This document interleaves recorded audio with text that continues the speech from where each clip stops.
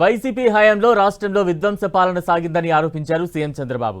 2019-2024 మధ్య కాలంలో రాష్ట్రంలో విధ్వంస పాలనతో ప్రజల్లో భయాందోళనలు నెలకొన్నాయని, వైసీపీ పాలనపై వ్యతిరేకతతోనే 2024 ఎన్నికల్లో కూటమికి భారీ విజయం లభించిందన్నారు. ప్రజల నమ్మకాన్ని నిలబెట్టుకునేలా కూటమి ప్రభుత్వం పనిచేస్తోందన్నారు. రాష్ట్ర ఆర్థిక శాఖపై సీఎం చంద్రబాబు శ్వేతపత్రం విడుదల చేశారు. 2024 ముందు రాష్ట్రంలో నెలకొన్న పరిస్థితులు, తాజా పరిస్థితులను ప్రజలకు వివరించారు. రాష్ట్ర సమగ్ర సమాచారాన్ని ప్రజలకు తెలపడం ఎంతో ముఖ్యమని సీఎం పేర్కొన్నారు. ఎప్పటికప్పుడు ప్రోగ్రెస్ రిపోర్ట్లను ప్రజలకు తెలియజేయాల్సిన బాధ్యత ప్రభుత్వంపై ఉందన్నారు. 2024 ఒక మ్యాసివ్ విక్టరీ, ఎవరు ఊహించినటువంటి విజయం. దాని వెనకాన మీరు ఒక్కసారి చూస్తే జరిగిన విధ్వంసం, భయంకరమైనటువంటి పరిస్థితులు, ఎవ్వరు కూడా ఫ్రీగా మాట్లాడలేని పరిస్థితి, ఇంట్లో నుంచి బయట కూడా వచ్చే పరిస్థితులని చాలామంది అయితే సఫర్ అయ్యారు. భయం, ఒక ఫియర్ సైకోతో బతికారు.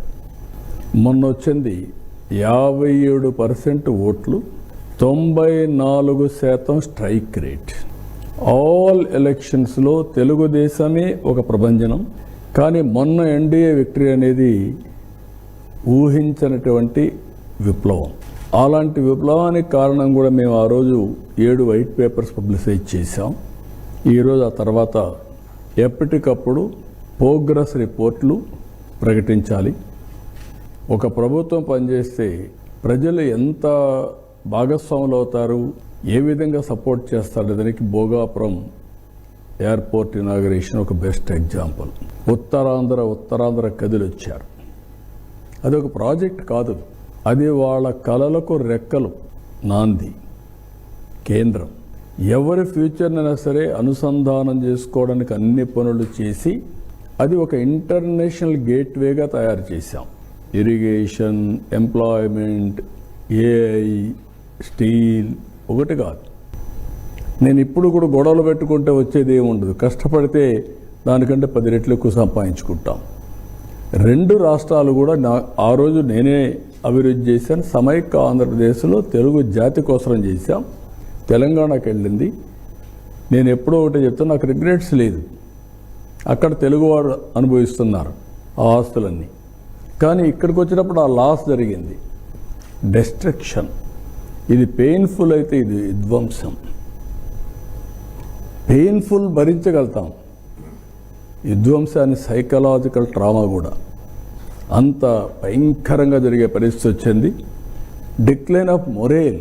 ఆఫీసర్స్ కానీ, పాలిటీషియన్స్ కానీ, పబ్లిక్ కానీ భయపడిపోయి మొరేల్ లేకుండా ఏ పని చేయాలన్నా మేము చేయలేము అనే పరిస్థితికి వచ్చేసారు.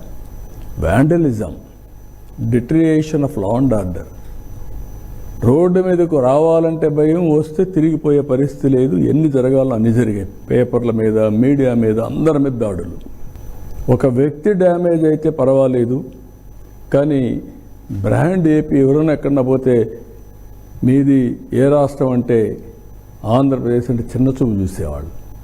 That is dangerous humiliation. మీ రాజధాని ఏదంటే 3 రాజధానులు అంటే నవ్వేవాళ్ళు. That is the brand we enjoyed. Andhra Pradesh ఇంకా మేము రామని ఇండస్ట్రీస్ పారిపోయిన రోజులవి.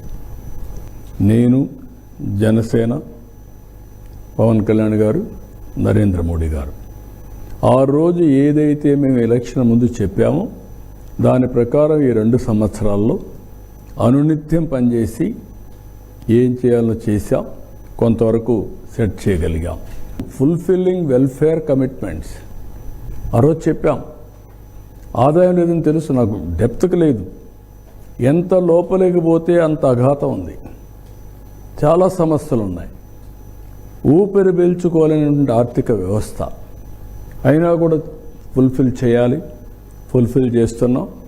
ఒక మాటలో చెప్పాలంటే ఎవ్వరూ ఊహించని విధంగా మేము చెప్పినట్టన్నీ చేసుకుంటూ డేట్స్ పెట్టి ఆ డేట్ ప్రకారం అమలు చేస్తూ వస్తున్నాం.